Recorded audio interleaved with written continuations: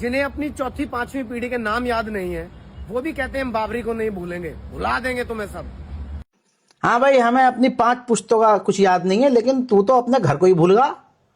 भैया इसकी कहानी सुनो, ये कौन है? अपनी पत्नी का अपने दोस्त के साथ बलात्कार करवाने वाला, अपनी दोस्त को अपने पापा और अपने भैये के सामने लिटा देने वाला। और साथ ही ये वो है जो दुकान पर, ऑटोमोबाइल पार्ट्स की दुकान पर काम करता था, दुकानदार था। फिर इसने अपनी पत्नी से कहा, शादी करने के बाद भी हफ्ते हफ्ते तक घर नहीं आता था ये। फिर इसने क्या करा, दुकान छोड़कर गौशाला खोलने को कहा। पत्नी ने रोका, क्या बे आड़ भग कोई और काम कर ले ढंग का। इन्हें कहा नहीं, आगे आने वाले भविष्य में इसमें ही मैं फ्यूचर बनाऊंगा, मजा आएगा इसमें।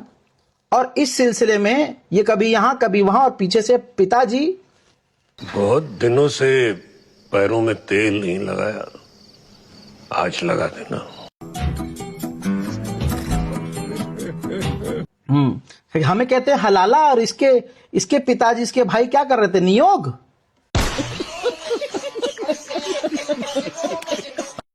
सिर्फ इतना ही नहीं दोस्तों, सबूत है, पत्नी का बयान सुनो। आते थे, लेकिन अपने दोस्त को साथ लेके आते थे वो।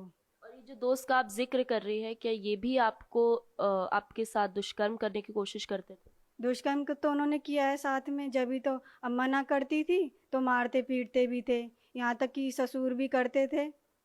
और सास को बताया तो सास कह रही अच्छा हो रहा है तेरे साथ। FIR में कहा गया है, उनकी पत्नी प्रीत सिंह की पत्नी ने ये आरोप लगाए हैं कि प्रीत सिंह और उनके जो परिवार के अन्य सदस्य हैं, उन्होंने उनके साथ लगातार रेप हुआ और साथ ही उन्हें पिछले 10 साल से घर में कैद करके रखा हुआ है।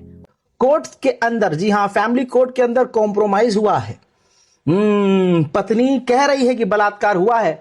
कॉम्प्रोमाइज होने के बाद अपनी जिस बीवी को इसने 10 जगह पेश किया, रखा, आज उसी पत्नी के साथ रह रहा है।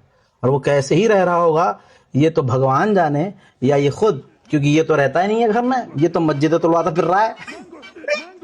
अबे पत्नी पे ध्यान दे ले।